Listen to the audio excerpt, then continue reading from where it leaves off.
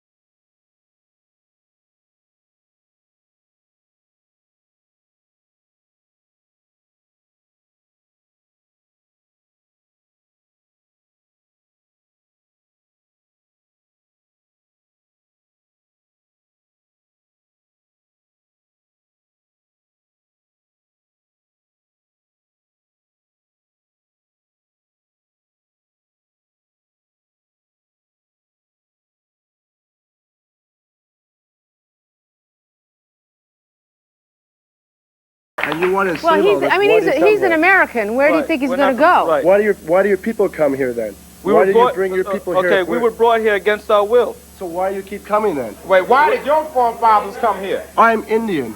My relatives, my family was born here. I'm not racist to anyone. I guess I should.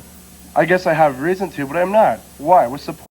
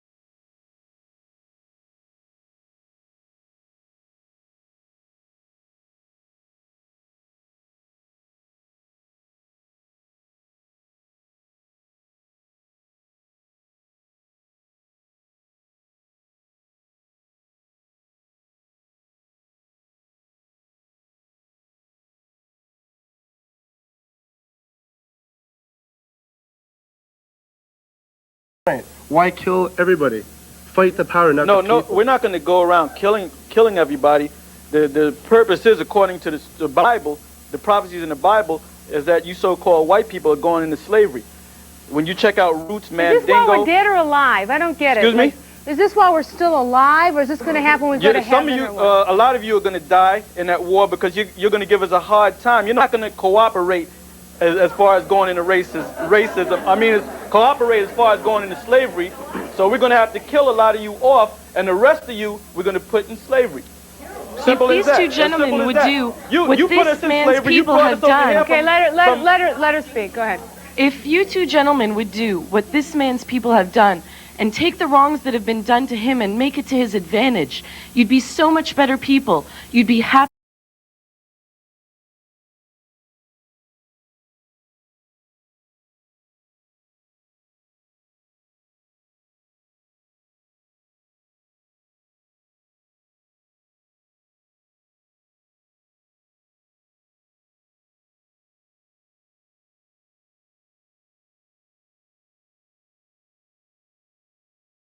You're talking about Jay?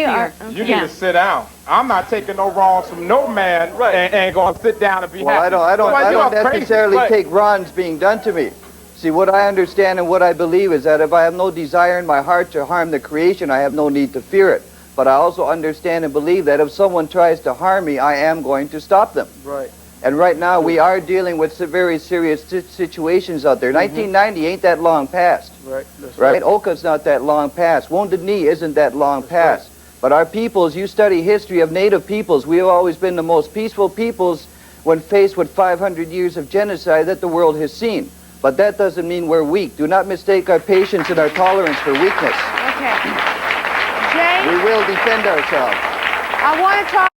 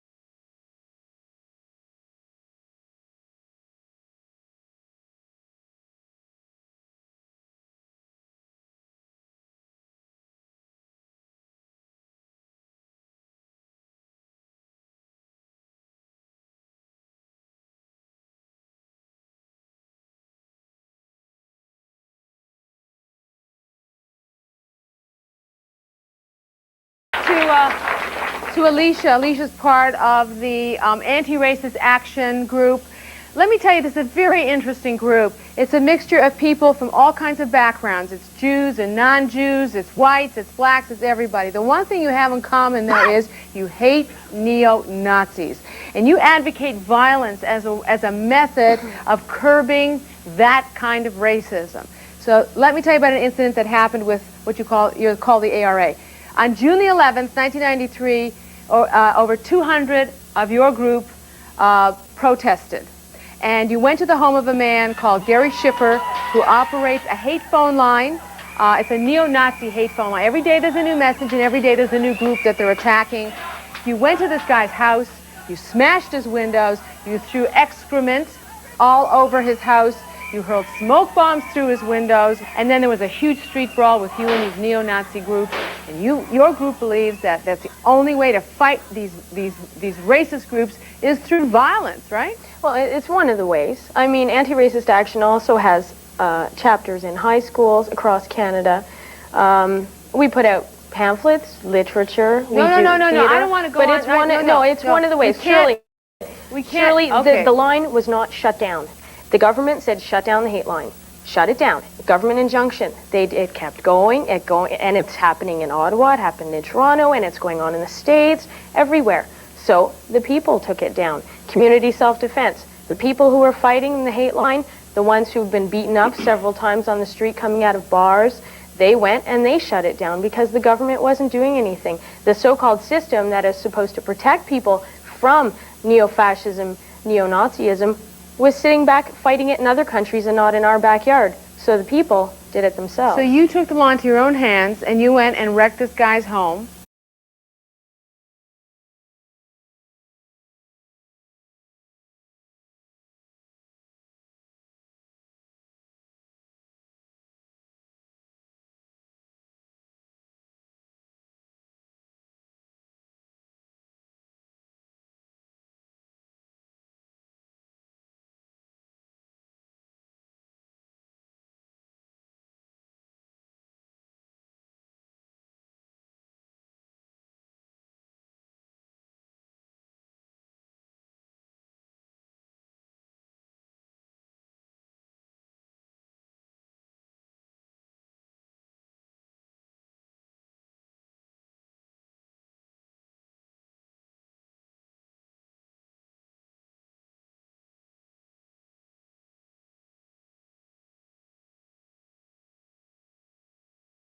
Not that I am I mean, really, I'm not an advocate of neo-Nazis. I hate them. But you wrecked his home, threw these smoke bombs through the windows. You ended up getting, like, you've been in street brawls with neo-Nazis. This young woman has a broken arm, right? Who broke your arm? A neo-Nazi in Ottawa. Why? Because I'm not racist. You say you're not racist, and yet you have chosen to go against this racist group. What's your message to them? What are you preaching here? What is the point? I mean, I agree with Jay. Why are we here? Like, wouldn't life be much better if we loved or even liked instead of hated everything? I can't conceive of waking up in the morning angry. I have...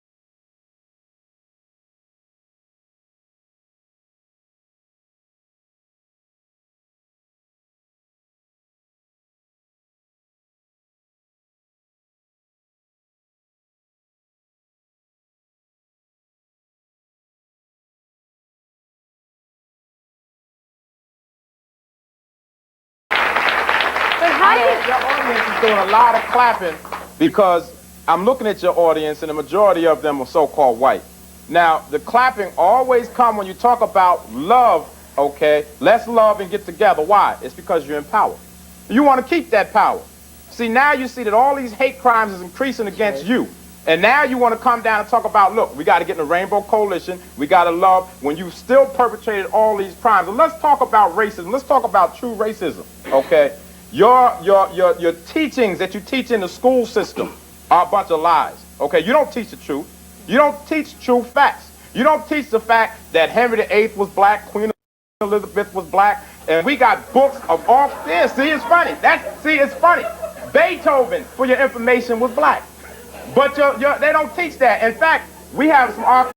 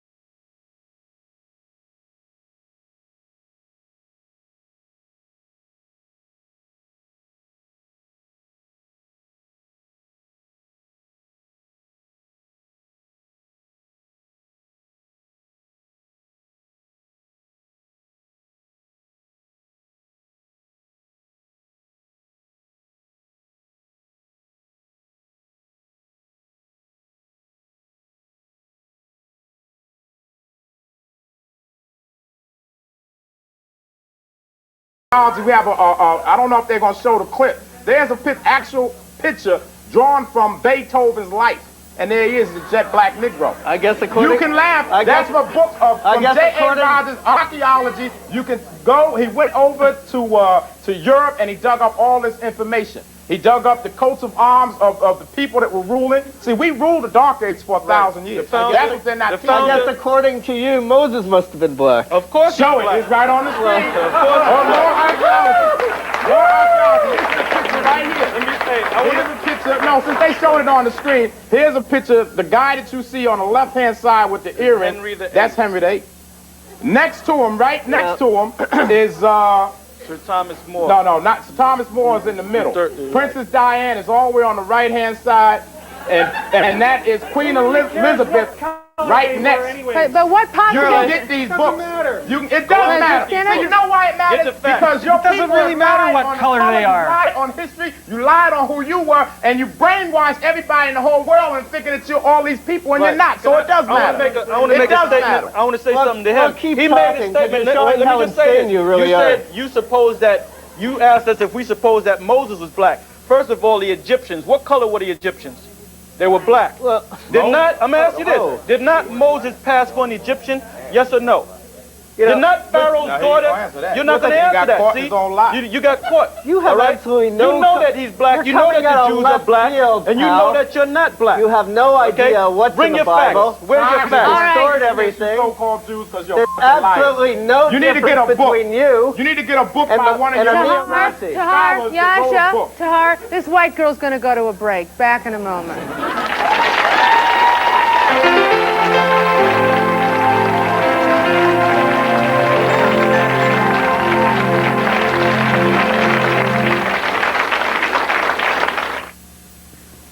Is violence the way to stop racism? Is it? No. All right. Well, you got a lot of people here who think it is.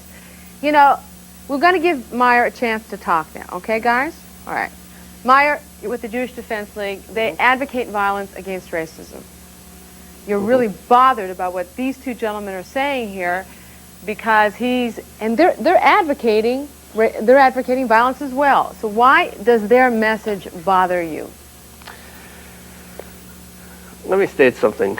The Jewish Defense League uses any means at its disposal to combat Nazism. We fight through the courts. We hire private investigators. We publish information where neo-Nazis live. We try and wreck their lives. If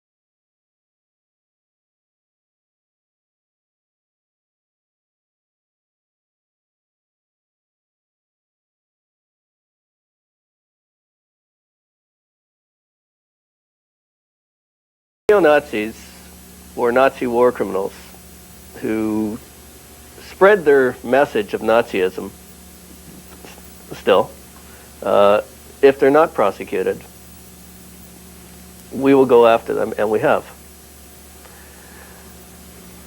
I don't necessarily advocate violence is the be-it-all answer. No, but I don't want to pussyfoot around, Meyer. The fact is you may not think it's the answer, but you do think it is sometimes the answer. And I want to know what you draw a distinction. When is it the answer? It's an answer when there is an organization that preaches violence against Jews. When any organization preaches violence against Jews, we will use violence. And we will not necessarily wait for them to attack us. How far will you go? Will you kill? I'm not going to answer that. Why not? I'm not going to answer that question. Shirley, you asked one thing. You said, is violence the way to end racism? Nobody knows how to end racism, otherwise it would be gone. I personally know how to stop a racist from hitting me. That's it. I get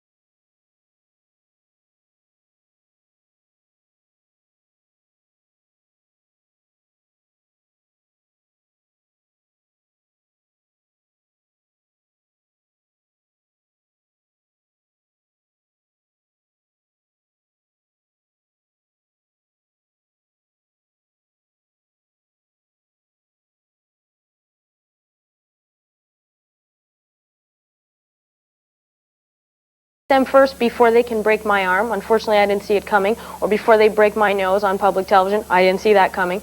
You know, but if I see it coming, it's a racist. I don't know how to stop racism in education. I don't know. It would have been done already. Are you But Jewish? racist. No, I am a white female. All right. Why did you get involved with Because I the am a ARA? parent. My grandfather fought in the Second World War. I have friends from every different background. And I have to live in this world too. You know, I just can't stand. I'll be with a friend of mine who is a minority. I'll walk by some people who are racist. They look and smile at me, and then they spit on my friend. To me, that's unacceptable.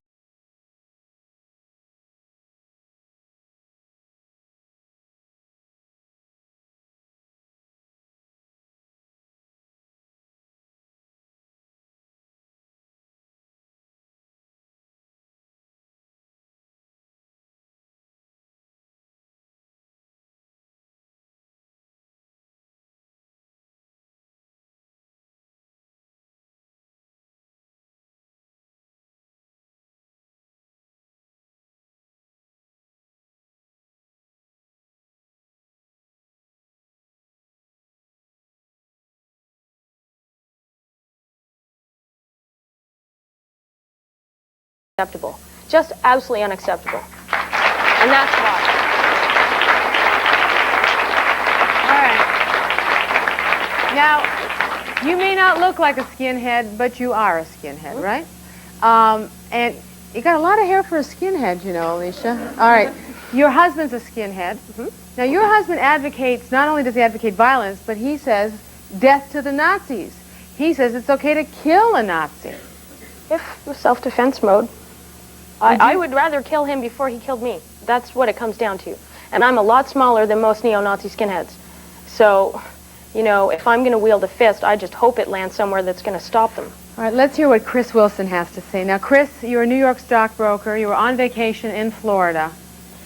You were kidnapped and set on fire by 3 white racists. You can't see this on Chris, but let's just show us your arm, Chris. He's wearing a special covering all over his body because how much of your body's burnt, Chris? 40%. 40% of your body. This is what, because you're a black man, they did this to you. Right. And I say with racism, you cannot fight violence with violence because that's still not going to solve it. I say one way, I say you can't stop it completely, but one way to try and afford it is through education. All right. What kind of education? Please, somebody tell me what kind of education. Hold on. Brainwash education? These are 2 of your black brothers, right here. Sure. They're saying that the only way to fight racism so things like this don't happen to men like you and women like you, so that no white man will ever do again what this white man did to you or these 3 white men did to you. They're saying the only solution is to kill white folks, to enslave them and kill them. What do you think? Not just you, but all nations. We'll get that straight. All nations. Right. No, because fighting violence with violence is still just going to cause more violence, and still that's not going to solve the problem. Can I ask you something? You claim to be an American citizen, right? Sure. Okay. No, I'm not an American citizen. I'm a resident. A resident, okay, but you believe in the American system. Sure. The American system is all about war anyway. America was based on war. Any attacks against America, America is going to set up their troops, their armies, and go fight that enemy. Whether it be in Japan, when they dropped the bombs on Hiroshima and Nagasaki, whether it be in Iran, okay?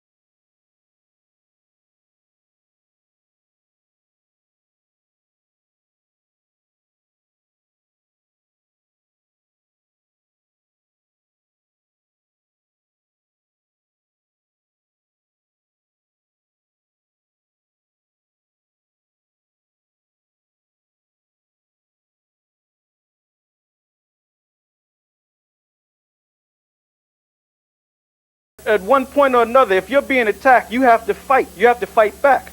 Like I said earlier, even a dog, when he's attacked, he's going to eventually fight back. Ask Chris who helped him when these people... Oh, I know about that. Okay, Chris, tell the audience who came to your rescue when these three men burnt you. Yeah, there were two white people who saved me. And then during my hospital stay, I received mail from thousands and thousands of people. And they were white, black, from all different colors of life. And that just to show you that not all people are like that. Yeah, well, let me say this, brother. Back in a moment. Stay with us.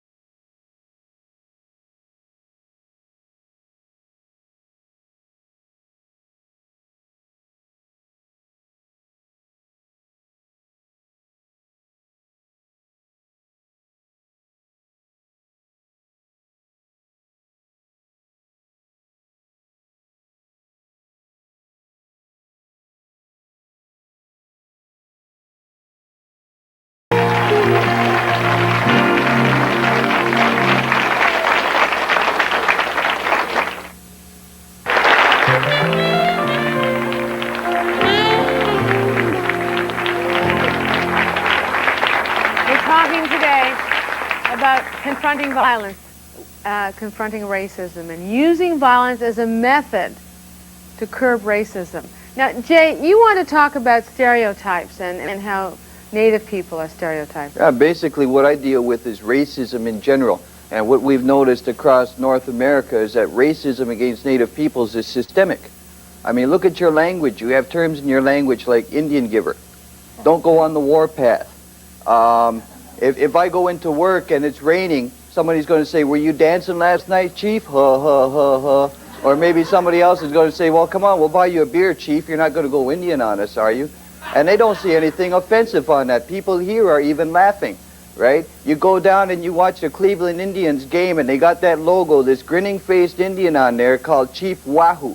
And their name is the Cleveland Indians. And people go to these ball games, and they got little rubber tomahawks. They do the tomahawk chop. They wear these little orange and pink feathered headdresses and war paint, and they do their little war dances and tom-tom beating, and they say, but we're honoring you as Native people. That's why we do these things. Well, why don't they call it the Afro-Americans and honor these brothers? They can come in blackface and wear afro rigs and a rubber spear and do the spear chuck and then come out and explain to all the black brothers and sisters that they're honoring them. You know, it would be the same difference. I mean, it's systemic. It's built into your culture. How many people here, let's see some hands, how many people here played Cowboys and Indians when you were kids? I did. See, look at all those hands. Did you ever play Nazis and Jews? No. It's the same game. You just changed names around. You know, that's why it's systemic against Native peoples. They don't even recognize the racism that's happening. No, I'd just like to emphasize on that. It's a true fact. It's not only racism against whites and black, it's racism against blacks and blacks, whites and whites.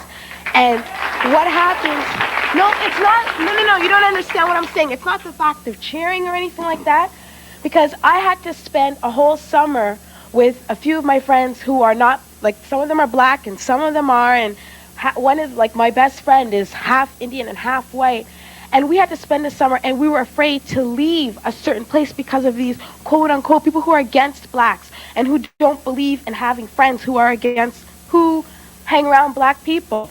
And sometimes it's really hard, and you guys don't seem to understand. Sure, I can sit here and say, I'm going to love, but I don't believe in violence. However, to a certain extent, you have to understand how hard it is, because it's easy to see everything from the outside, but the grass is not the same color on the other side.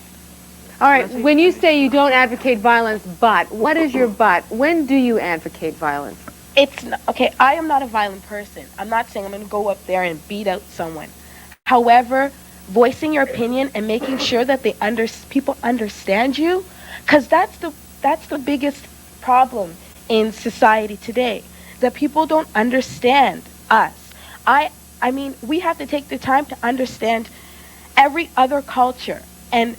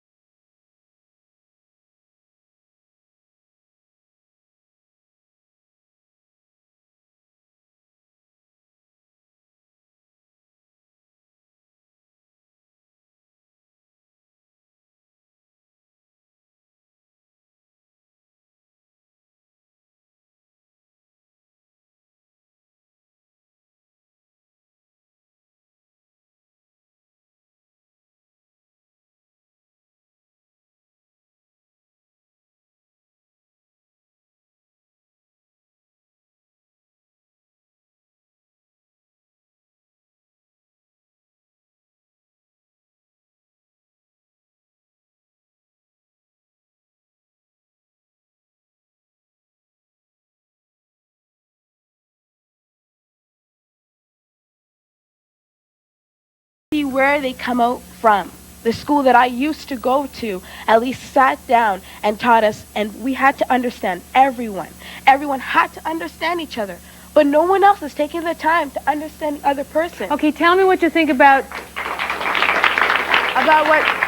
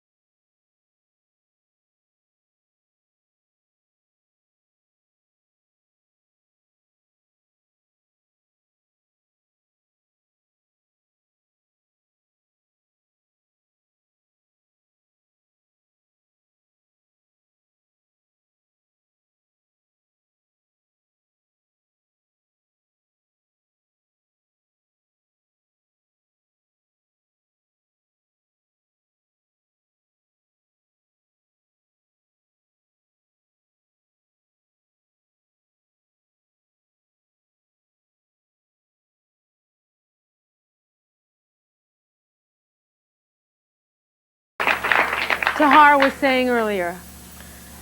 I understand exactly where you're coming from. However, people don't understand you, and you're not understanding them. And that's the big, again, it's the communication. Yeah, but he's communicating himself pretty clearly.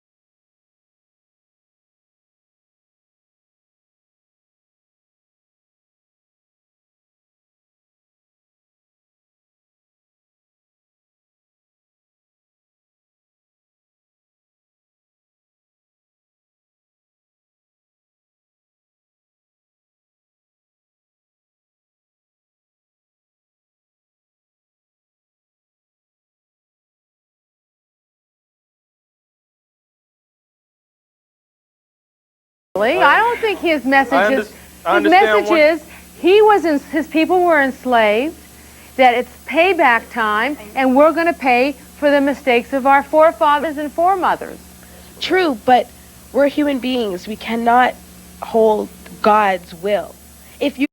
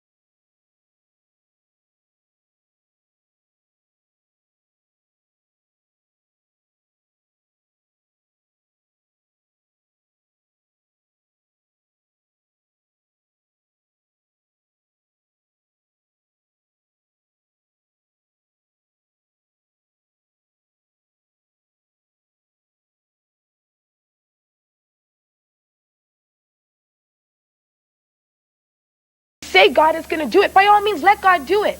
Don't That's what stand we're saying. here- That's exactly what I we're know, saying. but He's gonna from use the people footage, to it Right, he's wasn't gonna as use if- his people to do it. His people, the Israelites, to do it. And let me say this to you, sister. The problem with our people is